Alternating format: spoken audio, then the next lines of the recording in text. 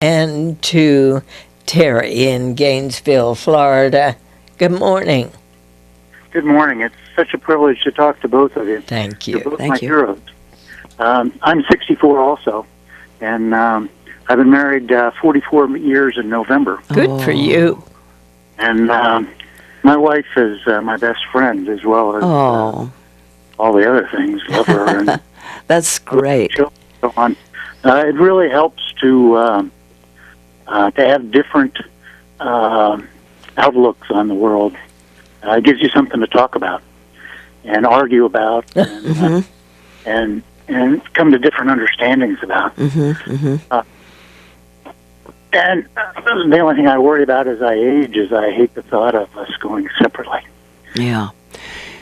Do you have other intimate friends besides your wife? You know, one of the reasons I think that aging is easier for women is that we tend to have broader, intimate social networks than men do.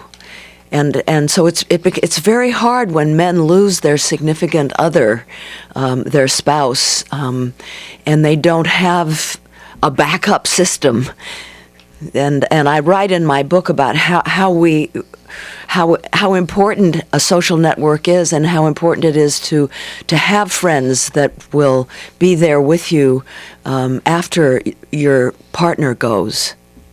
Well, you know, it's tough for me. I'm a Vietnam veteran. I was a rifle squad leader in 1968 and 69. Oh, those were difficult years there.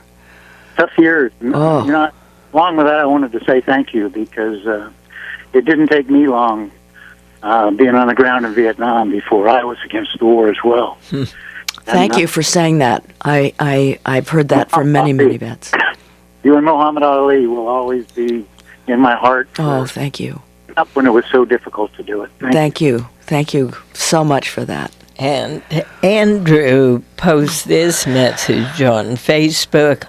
How does Jane deal with all the negativity that's heaped on her, even after so many years, about her visit to North Vietnam during the war? It makes me sad because I take responsibility for the mistake that I made, the photograph that was taken of me sitting on a gun.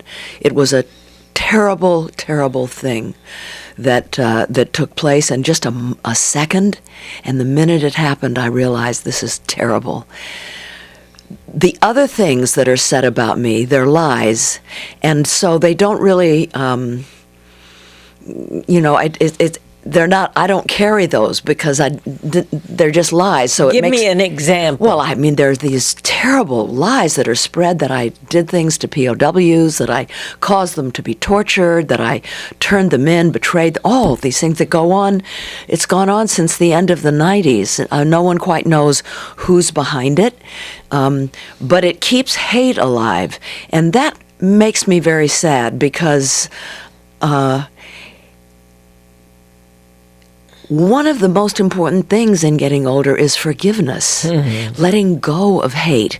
You can't really be a fully realized, happy person if you're harboring hate, especially hate that's based on lies, but even hate that's based on truth. You've got to let it go. I think some people have a hard time letting go of hate because then they'll be left with pain. And they don't know how to handle the pain. There's so much misunderstanding about the war in Vietnam. It's still a deep scar in our country's psyche. And so it makes me sad when this manifests the way it does. And the people who keep it going are very sad people. I feel sorry for them.